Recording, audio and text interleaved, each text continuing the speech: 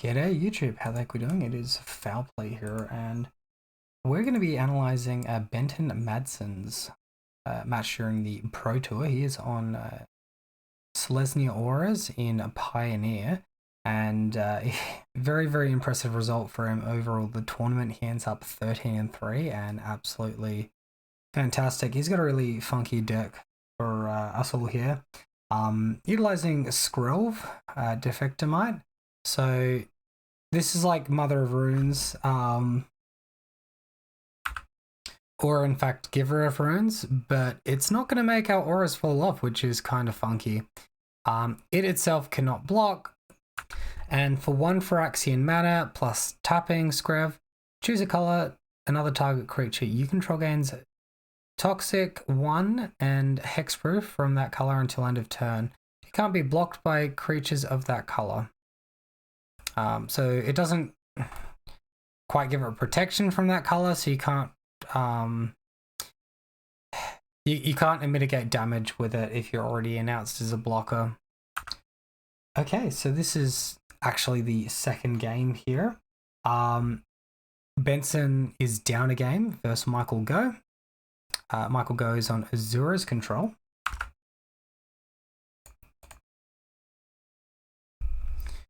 So we can see a turn 2 SRAM here. So if that one sticks on the battlefield, whenever you cast an aura, equipment, or vehicle spell, draw a card. So he's able to untap here on turn 3. He plays semi-conservatively here from memory. Alright, so that's a Cartouche of Solidarity. So the draw trigger on the stack. Getting that warrior token. Got an extra land in hand. Alright, and they decide to go for Sentinel's Eyes at this point. And commentators are just talking about something that Michael Go has in his deck. 3 copies of Temporary Lockdown, so sorcery speed. For 3 mana, 2 of which is white, exile all creature permanents with mana of 2 or less, something along those lines. Alright, so turns pass back to Benton. Michael Go holding up 3 mana here. Currently 18 for Benton and 16 for Michael. I will go over at the end of this video as well a breakdown of his deck list and help analyze it for anyone that's interested on that side of it. I'll also provide a link in the description to the deck list yourself if you want to check it out. So all the glitters and a draw trigger. That one is going on top of the warrior token. This is going to help play around chump blocks. And both creatures are attacking in. So there's a 3/3 and a 4/4 Vigilance First Strike. The SRAM shouldn't be tapped, yeah. So there comes the Shark Typhoon from the opponent. And this is just a Shark as a 1/1. It's a little bit of a block on the SRAM. And the remainder damage going through. And just end of turn, that's a Raise Verge Thicket being played. So currently it might go on 12. And we see Irrigated Farm land coming in tapped. This means that he can potentially be holding up Absorb at the moment. Another SRAM off the top, we can see a Dino Vanguard, a Glade Cover Scout, and a few other pieces in hand. Both creatures are attacking in. Shark Typhoon in response. So there's going to be another chump block.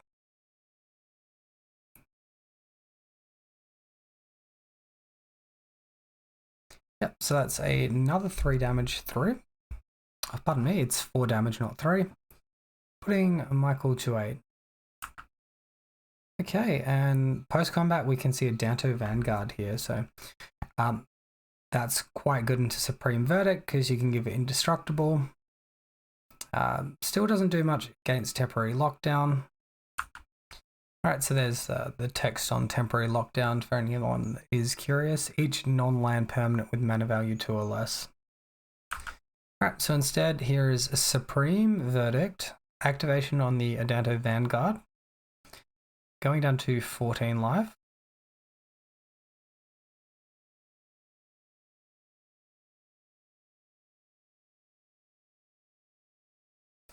Now Vanguard does have 3 power when it attacks.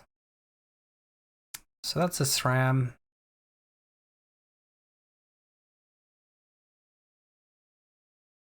And Sentinel's Eyes from Escape. Card draw off SRAM. And we also see Skrelv entering Benton's hand there.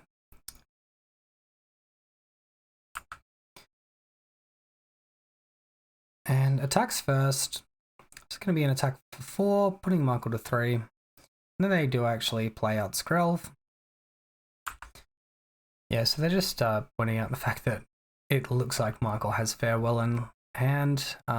Didn't hit the untapped land, so is unable to cast that card.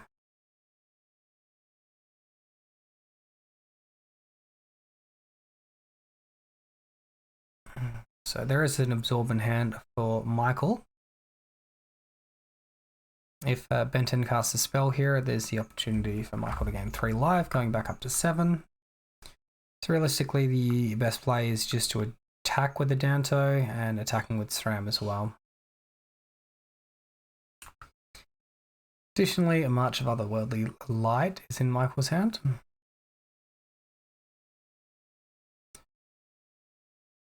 So he's cycled on Censor.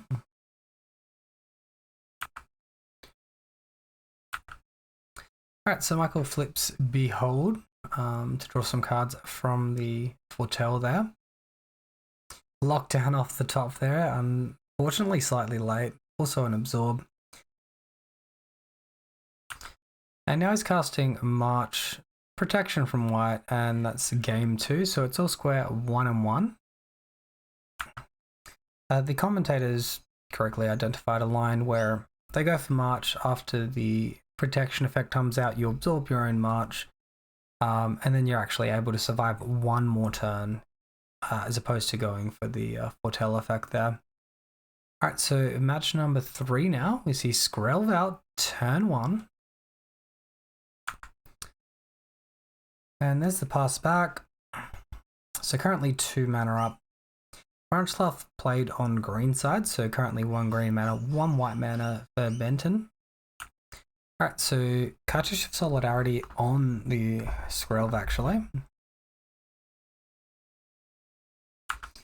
Yep, and that one actually resolves, so little warrior token entering the fray as well.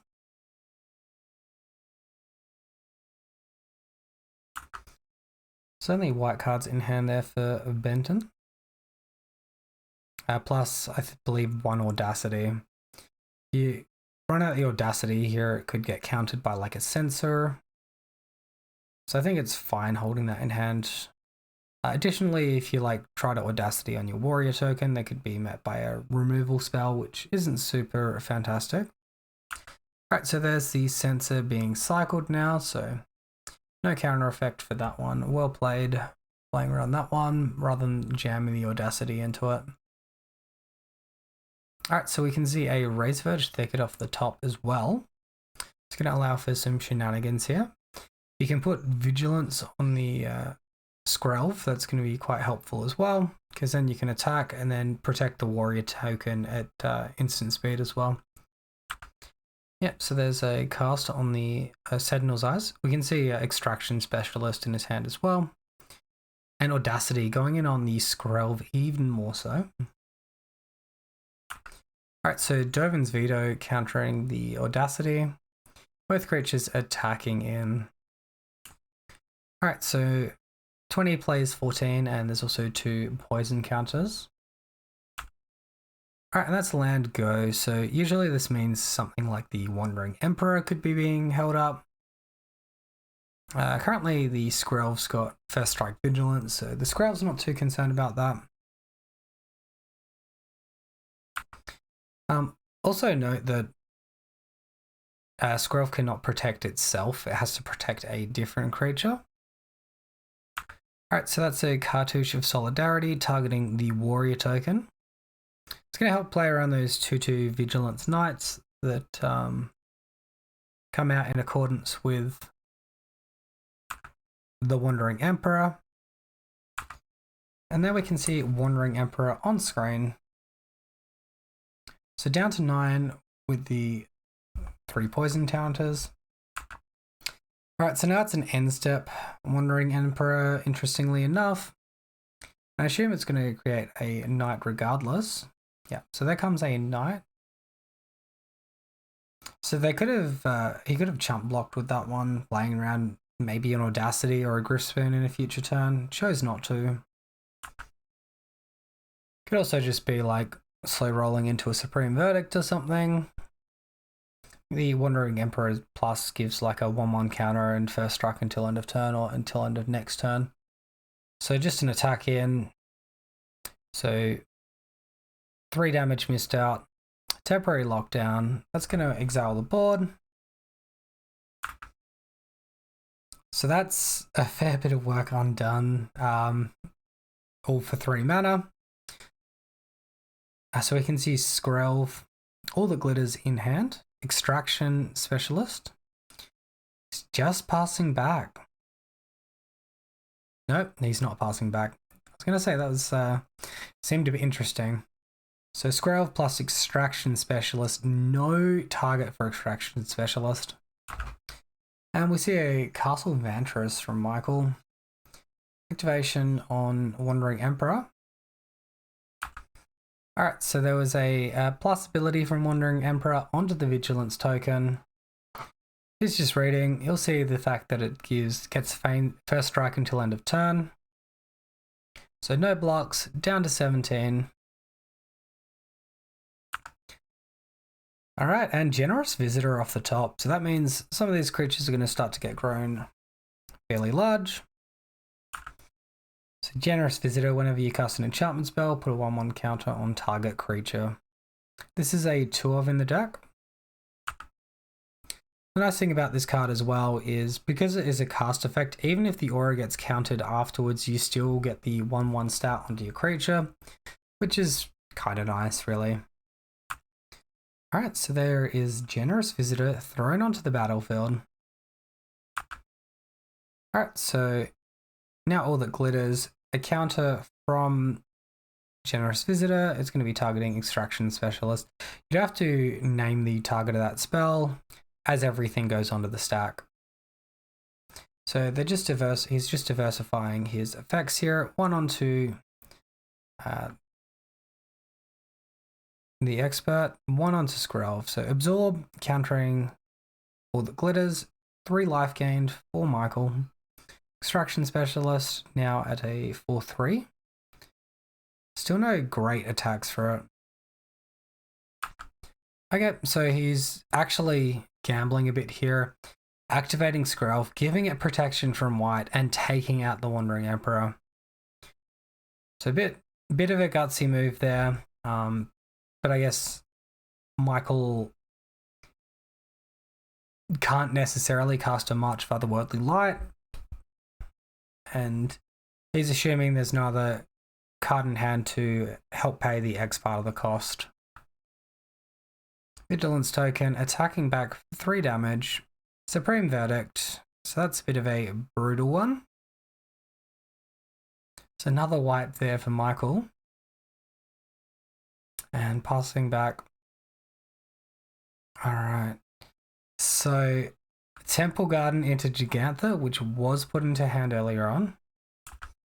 And this is going to be really hard to remove with anything that is not Supreme Verdict. So attacking for 5, putting Michael to 7. Glade Cover Scout post-combat. So there's the option for Michael to either activate Castle Vantress or cast Absorb here. I think Absorb is probably better suited for something else, and active on Vantress is more relevant.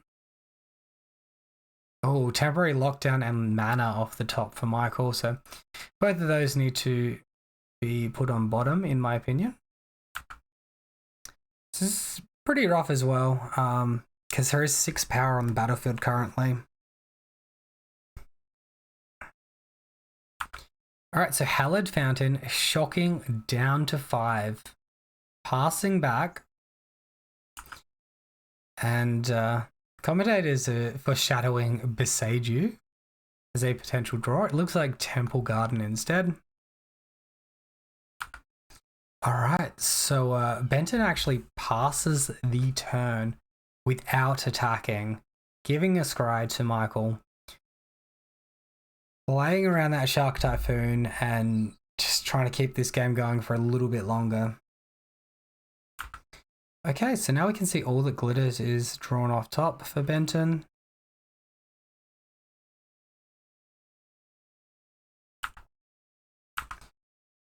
So additional, there's also Hall of the Storm Giants on the battlefield, which is a 7/7 for Michael. Alright, so here's Benton actually attacking with the Glade Cover Scout.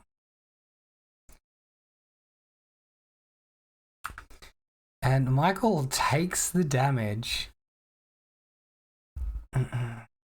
realizing that there's only one life point that matters, and that's the last one. So here's a Shark Typhoon. That's a big fatty 5/5. Gets that card draw off the cycle. Alright, so Michael decides to attack with the Shark Typhoon here. And Benton does not even have to think. Jams the All That Glitters, targeting Glade Cover Scout. The commentators are not an advocate for this attack with the Shark either. Alright, so both creatures attacking in and pressure on Michael. So we haven't actually seen Benton's last card yet. Activation on the Hall. 1 mana up. Blocks and Beside You, taking down Temporary Lockdown. So this is going to be 3 enchantments entering back.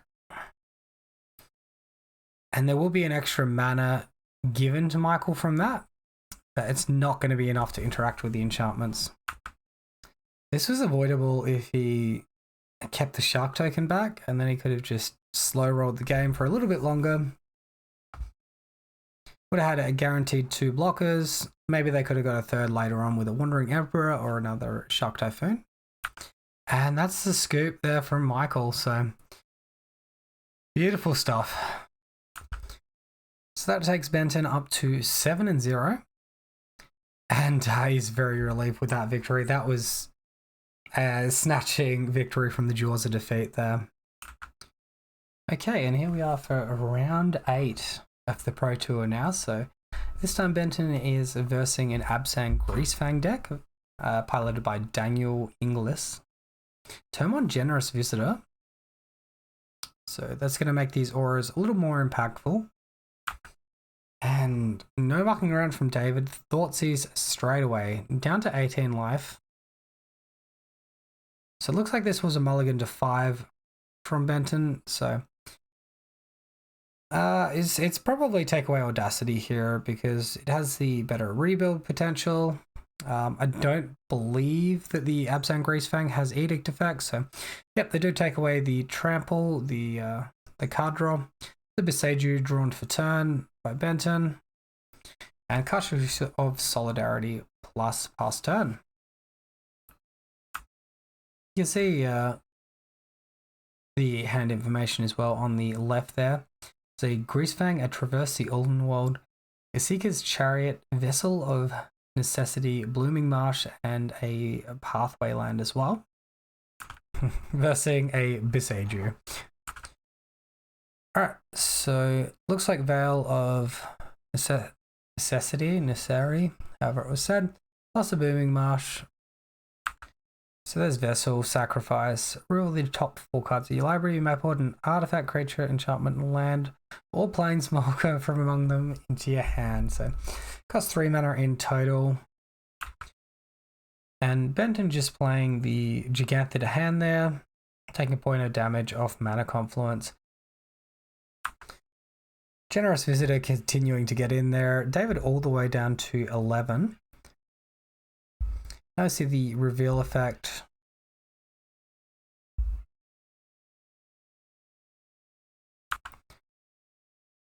Alright, so it looks like they've made their choice. They put Informer into hand. Here comes the pathway into Traverse. So that's a Delirium activation, I believe. Yep, so David is getting a mana confluence. This is going to allow him to produce white mana finally, which previously he was not able to do with his hand. Alright, so let's see if Benton can draw anything of relevance. That is a Sentinel's Eyes off the top. And that's going to grow Generous Visitor quite a bit should he cast it.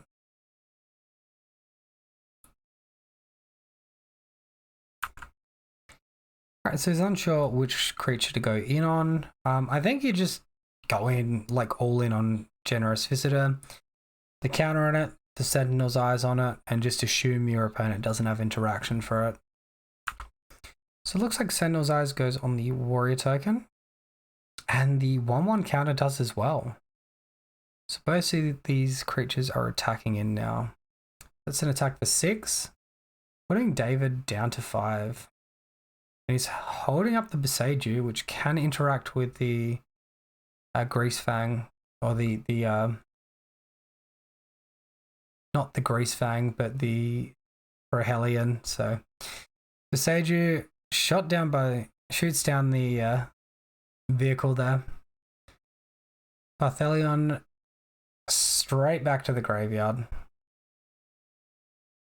And then David tapped out, so short of a Fatal Push, which we can see is not in his hand. It's just an attack for win next turn. So that is the scoop from David, and taking down Abzan vehicles is definitely an impressing one, especially on a mulligan to 5. Okay, so it looks like a 6-card hand from both players. Godless Shrine into Thoughtseize for David, so starting the game on 16 life.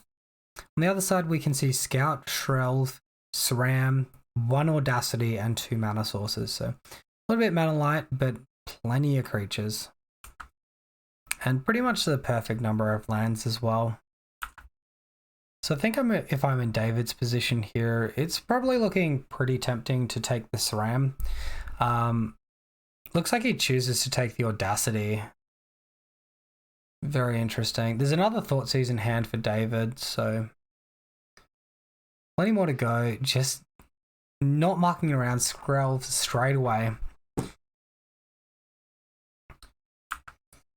So obviously, given the chance, he's looking to just jam out the SRAM with protection. Rest in Peace was drawn for turn, so David Thoughtseizes, and this is a tough choice between Rest in Peace and SRAM because Rest in Peace shuts down David's deck a lot, and SRAM is just really great value. That could get out of hand awfully quickly. So we can see Witherbloom command there, and that is in hand for David. Destroy target non-creature, non-land permanent with mana value of 2 or less. Can deal with a creature, an enchantment, including Rest in Peace or an aura. So it looks like he decides to take away SRAM, which I think is a reasonable decision. And there is Temple Garden, straight into Rest in Peace. It's the most mana efficient way to do things. Attacking for 1 point with the Skrelv. And there's also 2 copies of Esika's Chariot in David's hand, so both players starting to get worn down a little bit. It's probably going to be a bit of a battle of the top decks. Alright, so destroys a creature, another creature gets -1. Sorry, he destroys an enchantment and a creature gets -1. -3, -1.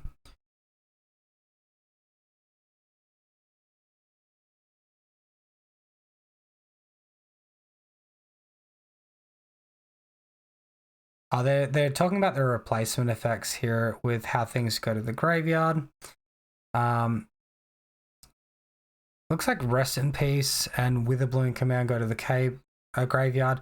I guess Skrelv, because it's going to 0 toughness, dies to state base effects, so it enters slightly later into the graveyard, and thus is not exiled.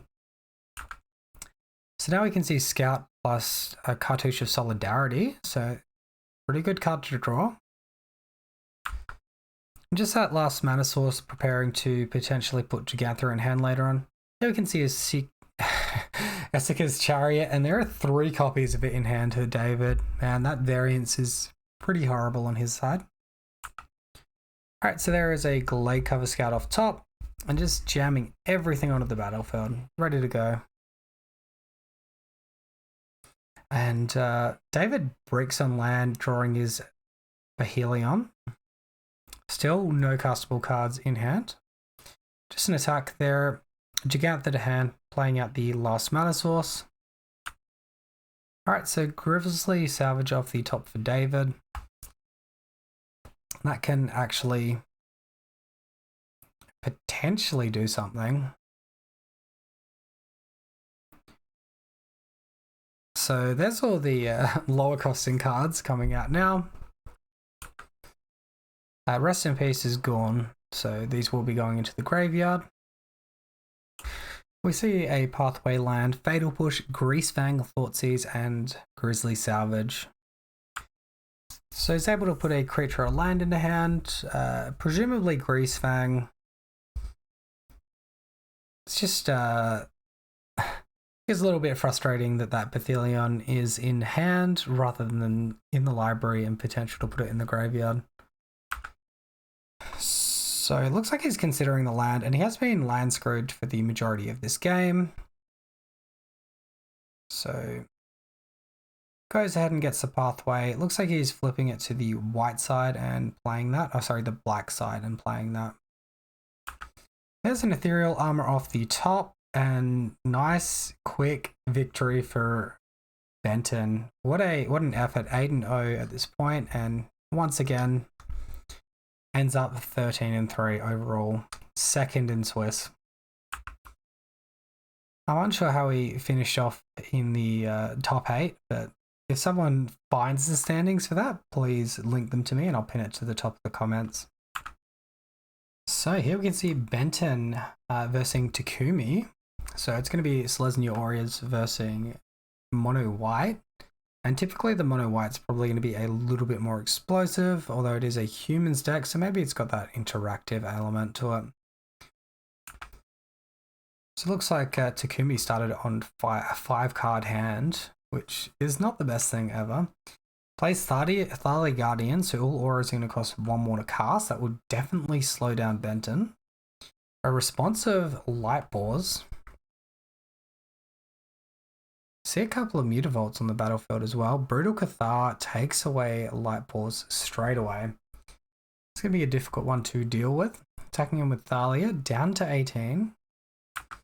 Alright, and there is a Skrelv off the top. Passing the turn, missing the land drop. You also see an Ossification card there, which is not in Benton's deck, so it must be in Takumi. Enchant basic land you control when it enters. Alright, well that one just shifted away from us there. It doesn't look like Ossification's being played at the moment anyway, so we don't have to worry about that too much. There is a Thalia's Lieutenant. Buffing everything up. This is probably going to be a little too much to come back from. So likely it's going to be going to game 2 shortly. Just Thalia, a Guardian Thraben, just slows down the tempo so hard. Very far behind. Alright, so Benton finds his Pathway land, Rune of Sustenance. That's going to give it a card draw trigger. No stats though, just gives lifelink.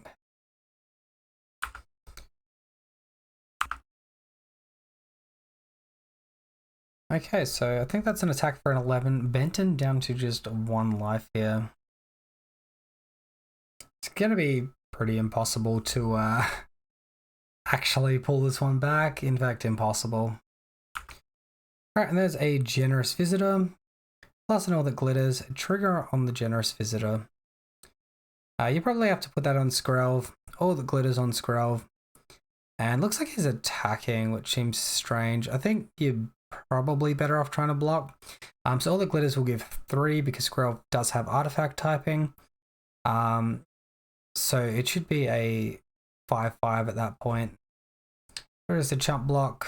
Renton up to 6. Chump block with the Generous Visitor potentially, but there's the activation on Mutavault. And there's the concession. Alright, so it looks like Takumi mulligan to 6 this game. Hopeful Initiative off the top, so that's gonna potentially be annoying. Hushbringer off the top though, stopping those ETBs and ET deaths. Alright, and that's another Thalia from Takumi. So or is it going to cost more? At least he's got that evasion. He's got that built-in flying, built-in lifelink. This is a good inclusion because it helps shut down things like Brutal Cathar, Skyclave Apparition, potentially a Knight of Autumn, or whatever other weird inclusions human-type decks can have. Realize this one is mono-white, but Brutal Cathar is definitely in there.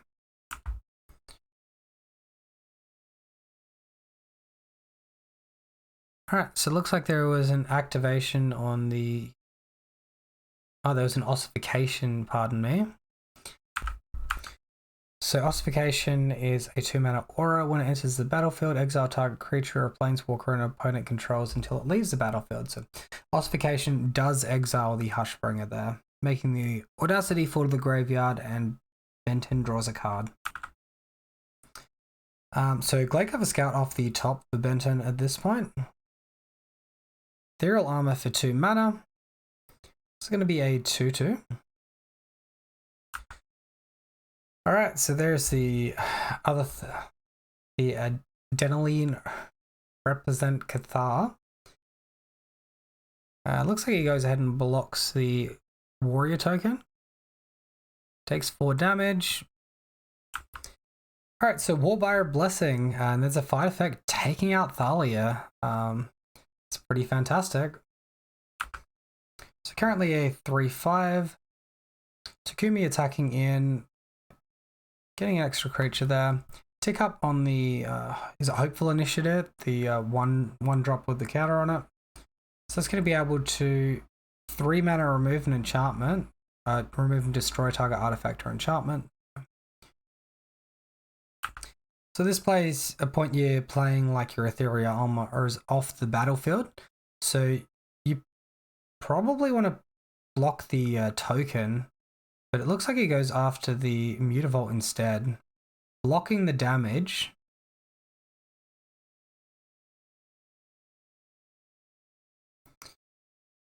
So the bounce off and no trade. Alright, so now that Thalia is off the battlefield, Benton's going to be able to load up on his creature a bit better, hopefully. Oh wow, and he goes for the Light Pause. That's really throwing the gamble down, but I guess when you're at 7 life facing Takumi's board state, you probably have to gamble a little bit. Taking a pain, going to 6. Ethereal Armor, so back up to a 3/5. Not super exciting. And gets the Chye's Ghost Form passing the turn. So Chye's Ghost Form going to help protect Light Pause from an exile effect, from a destruction effect. An extra little buff up on the Ethereal Armor as well. So that's going to make Scout a 4/6 with first strike. Alright, so Brutal Cathar exiling the Light Pause. Ghost Form falls into the graveyard. And then that's followed up by an ossification. That's absolutely savage. Alright, so Light Pause exiled away. There's the attack. So back to a 3/5. You have to block the Hopeful Initiative here. Just deal with that problem. At this point, if you block the Cathar instead, you're a little bit healthier. Otherwise, you go to 1, I believe. All right, and that's the concession, and that's going to be a loss for Benton, unfortunately. All right, so here we can see a match number 3 for Benton. versing a mono white humans match here. Chye Huang. So this is round 15, 1-on-1 each.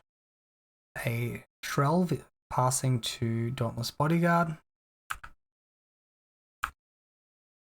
Alright, so follows up the Skrelv with a Light Pause. Hoping to keep that one protected. Bodyguard into Lumarak Aspirant. The Bodyguard is getting in there for 3 points of damage. Now Light Pause. Benton gets to on tap with a Light Pause active. Let's see how stacked his hand's looking. So we can see Warbriar, we can see Greasefang. I haven't quite caught the other cards in hand. Looks like a Portable Hole as well, actually. Maybe even a SRAM. On the other side, Destroy Evil and a Ganjo. Alright, so the forest off the top. I think that was the corner of the forest, not a SRAM. But there's potential for Benton to get 4 auras onto the battlefield here. Alright, and there's the Warbriar's Blessing. So after it enters the battlefield, you're going to have to stack your abilities. You want to stack the Warbriar Blessing ability first, and then the Light Pause ability second, so that upon resolution, Light Pause will find the other aura, and then you'll get the fight effect a bit bigger. It doesn't look like it matters here particularly because Luminarch Aspirant is quite a small body. Alright, so Benton goes after all that glitters. And that's going to give +3/+3 because Skrelv is an artifact. So that makes Light Pause currently and oh, hello. It's a 5/7 plus the Greasefang, probably an ethereal armor. Less likely a ghost form. Got the Skrelv to help protect it, so I think you just ethereal armor and clock here. Alright, there is ethereal armor. This is going to be a massive attack, so 4, 5, 9, and 12 damage. 12 damage in the air. Alright, so we can see that's down to 8 and just 2 mana. Ooh, what a game this one is. So Bodyguard attacking back, Benton down to 12. And Destroy Evil, so Skrelv's going to have to activate in response. Is there a Portable Hole afterwards as well? No, that is going to be the match, so Benton takes the victory there. Alright, so now we've got the portion of the video where we talk about the deck. So this is almost the exact deck that Benton runs. Minus in the sideboard, I've got 1 Natural State instead of a Beseiju. Just because I played the deck out in the league, I actually 5-0'd the league, so the deck is absolutely cracked. But yeah, I didn't have the rental capacity to go forth. So, really interesting deck. Turn 1 plays of Gladecover Scout, Generous Visitor at the 2 copy slot, Skrelv as a 4 copy. So the main henchpin to the way this deck works as well as it does is because of Skrelv. So what playing a turn 1 Skrelv allows you to do, it allows you to protect your turn 2 creature, which is Light Pause or SRAM. And with that additional protection, you're just going to get a way more consistent win rate.